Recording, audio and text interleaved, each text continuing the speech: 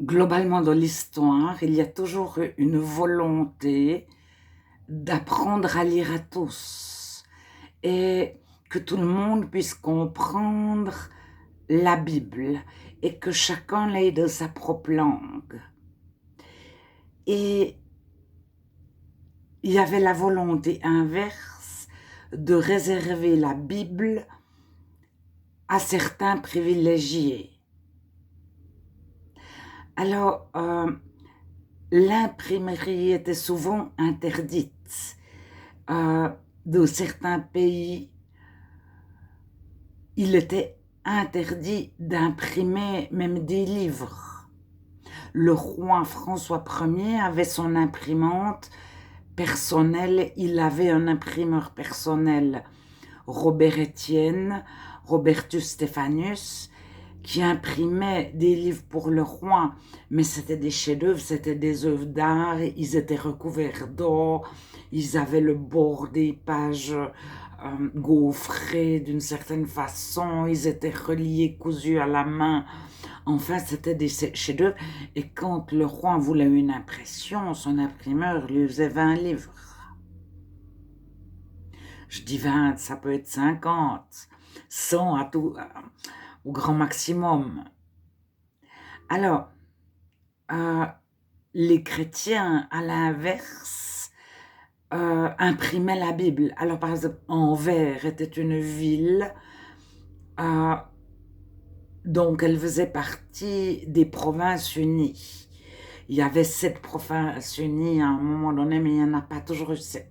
Mais ça allait de la Picardie, la Belgique, la Hollande, tout le nord de la France, jusqu'en Hollande, je ne sais pas, après la Hollande, jusqu'à quel point continuaient les provinces unies. Mais Anvers, à un moment donné, était la plus grande ville du monde au départ du protestantisme et de l'anglicanisme.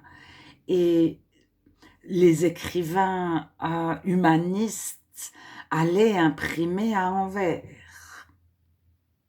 Et les catholiques n'avaient pas l'imprimerie. Ils iront aussi imprimer à Anvers la Complutense, la polyglotte d'Alcalá, réalisée en Espagne. Alcalá, c'est une ville d'Espagne. Polyglotte, ça signifie plusieurs langues.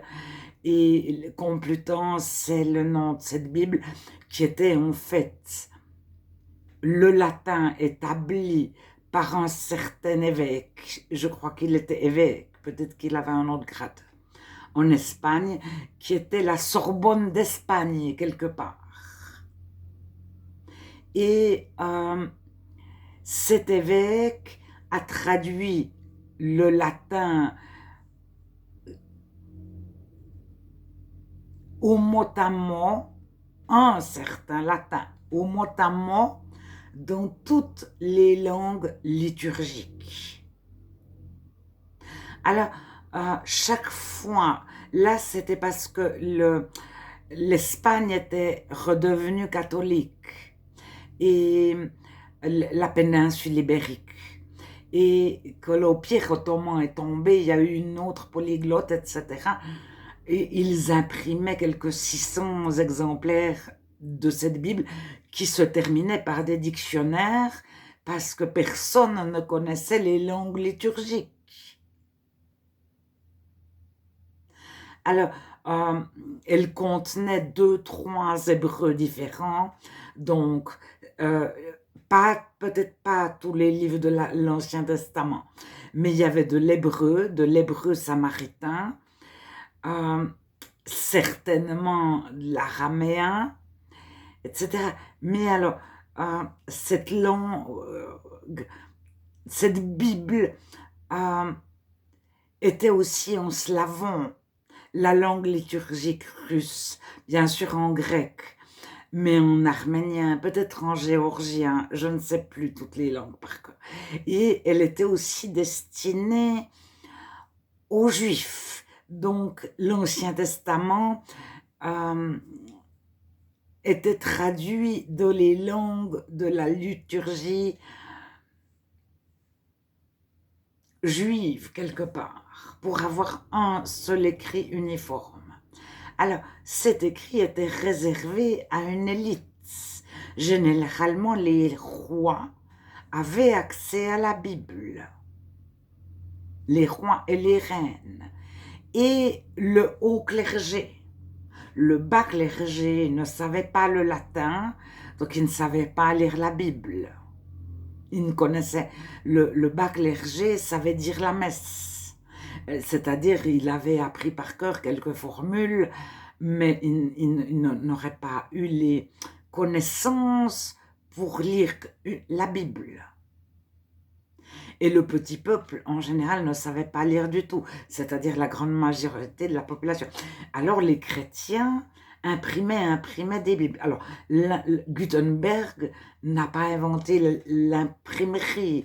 Déjà, il était mort 20 ans avant la naissance de Luther, à peu près. Et l'imprimerie existait par plaque. On gravait sur une plaque une page entière à la main. On faisait des dessins, mais on pouvait faire un écrit que l'on gravait sur toute une plaque comme si c'était un dessin. Et on imprimait la plaque entière, qu'elle comporte des lettres ou un dessin. Alors, l'imprimerie existait, les Chinois, les Japonais, etc., avaient peut-être de l'avance sur l'Europe.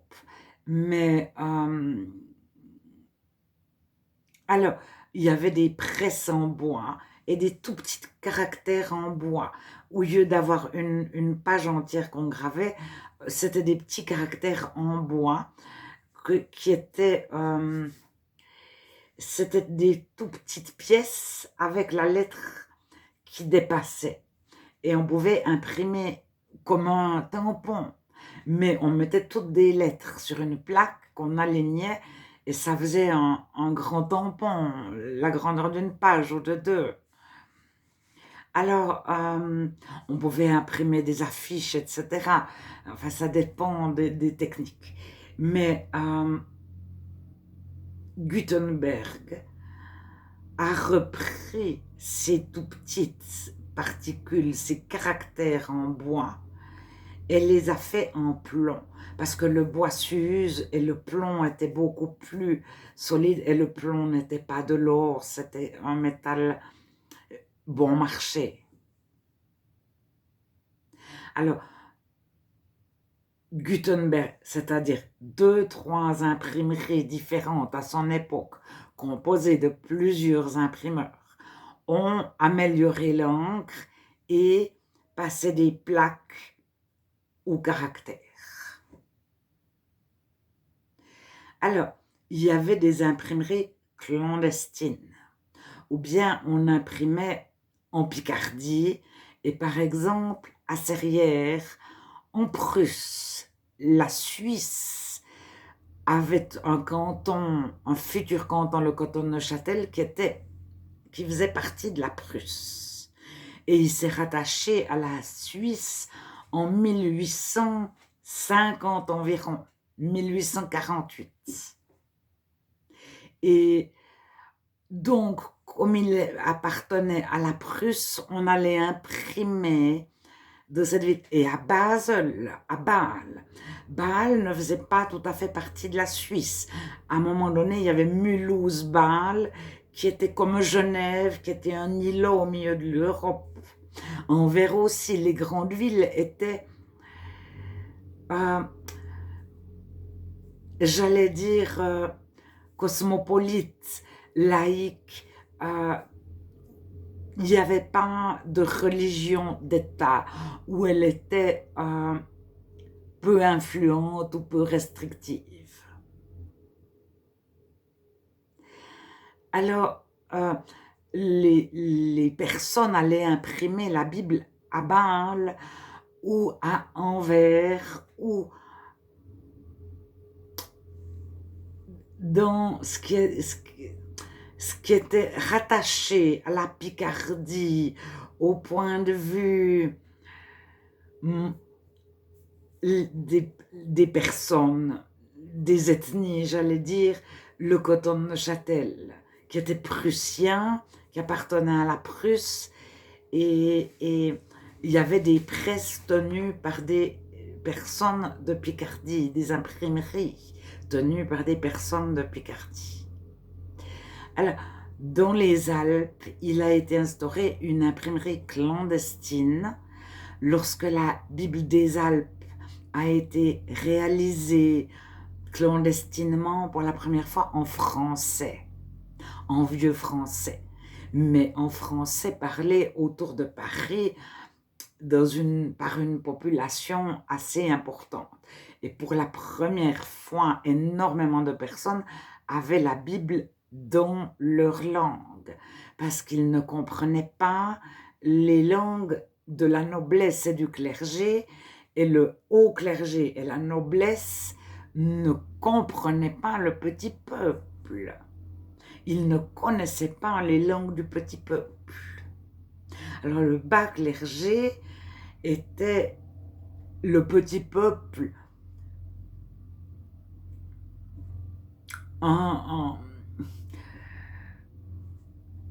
le haut du petit peuple.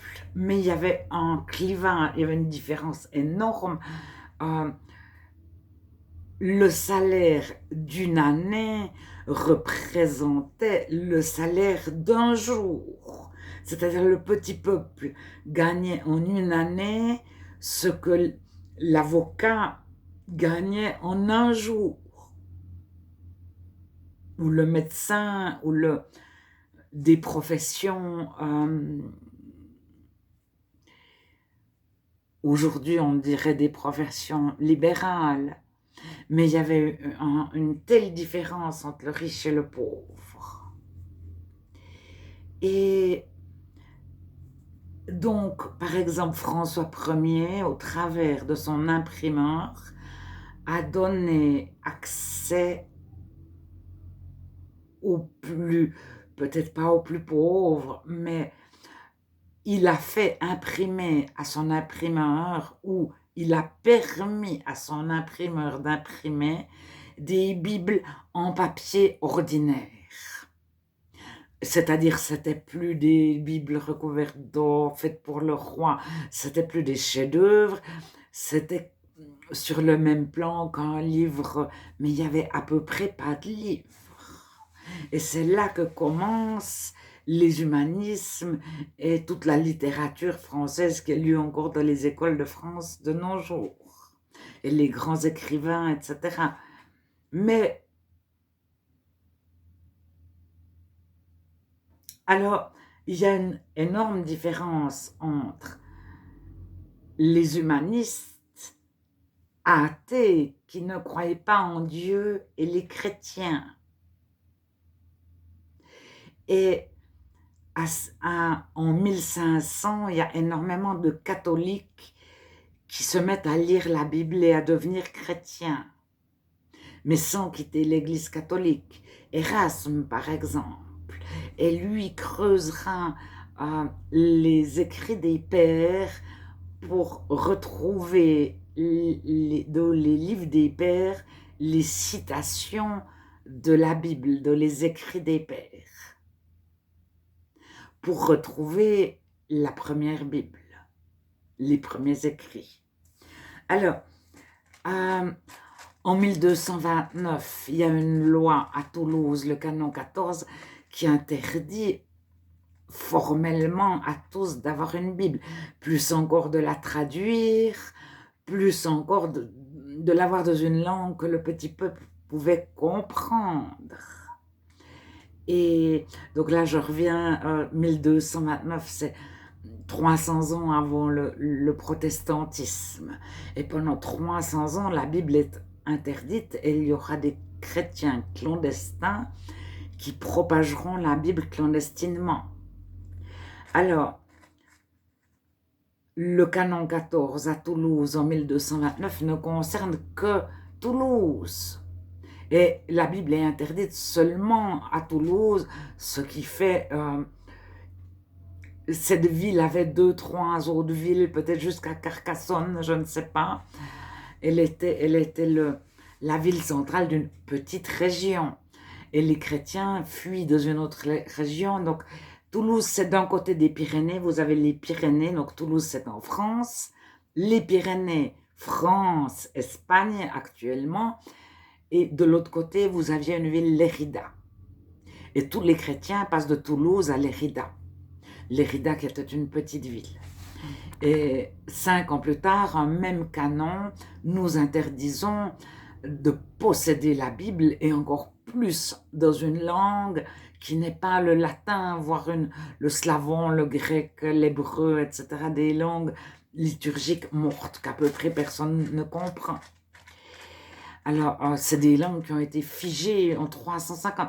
Lorsque la Bible a été diffusée en 350, donc vulgate, vulgus, mettre à la disposition de la foule, vulgariser.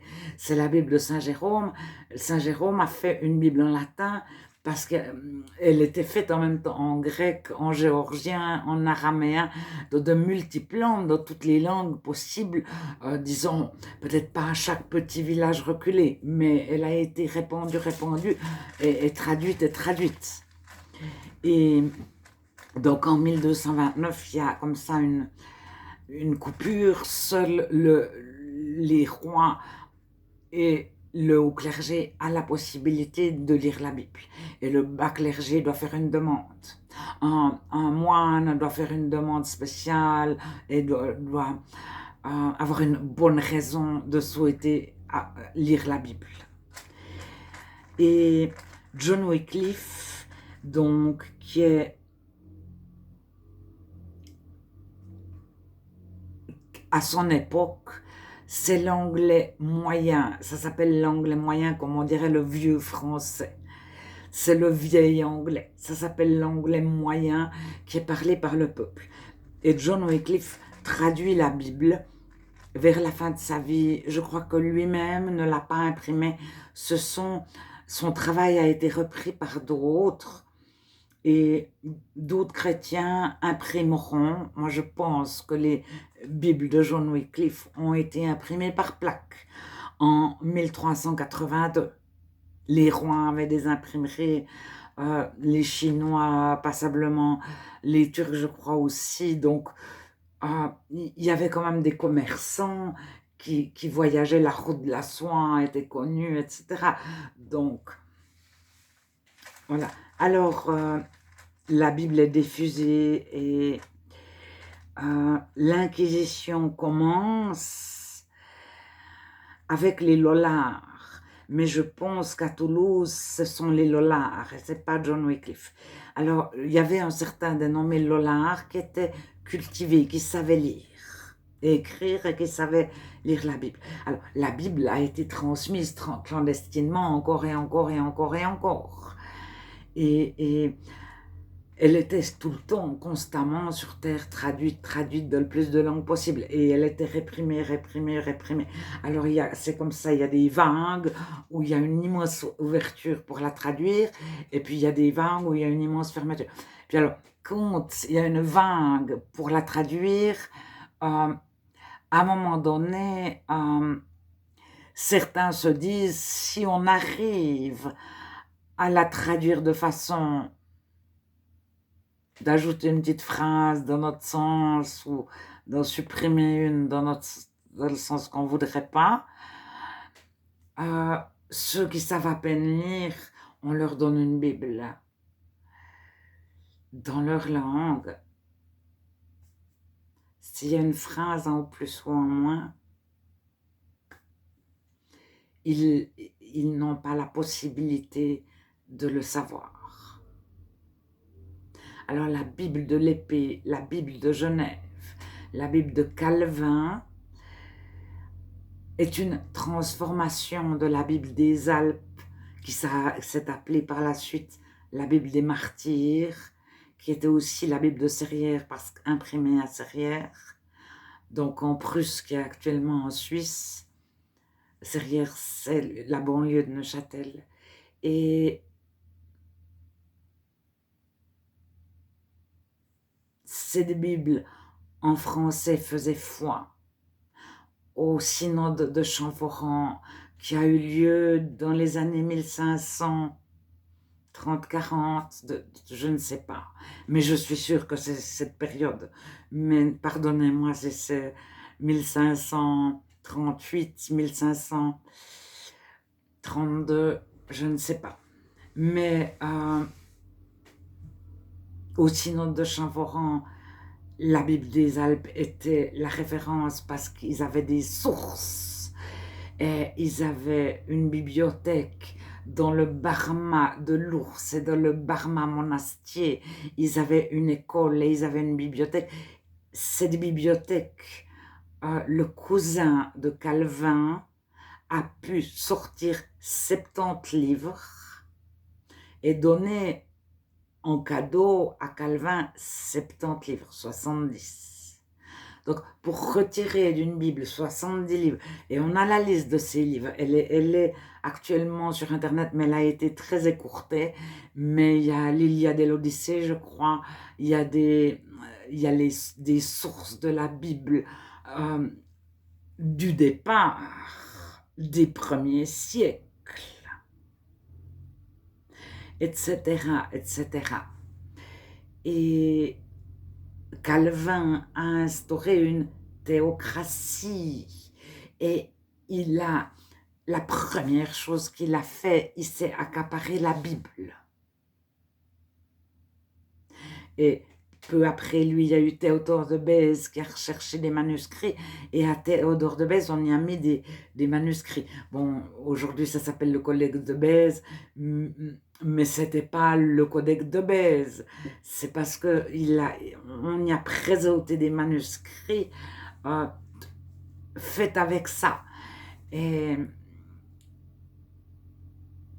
je ne suis pas certaine que les sources qu'on a présentées à Théodore de Bèze étaient de bonnes sources. Mais Théodore de Bèze était un chrétien réel, désireux de faire juste et bien, et d'écrire, de traduire en toute vérité.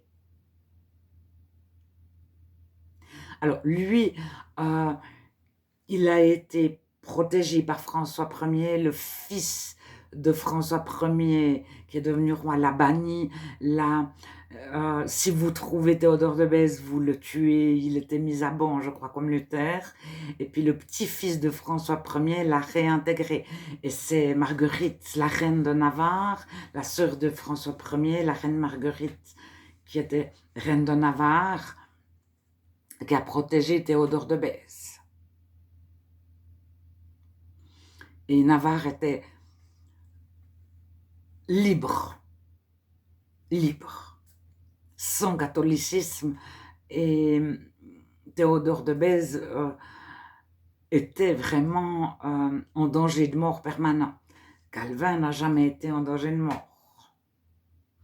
Et aucun chrétien n'avait l'idée de faire une théocratie et de dire à tout le monde, mais mon non-chrétien, faites ci, faites ça. Voilà. Alors ça, c'est un mini résumé.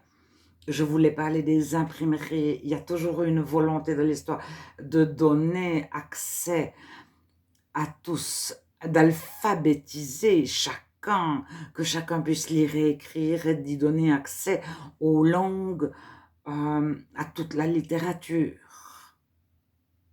Ou que la littérature vienne à lui par traduction, ou que la personne apprenne les langues de la littérature.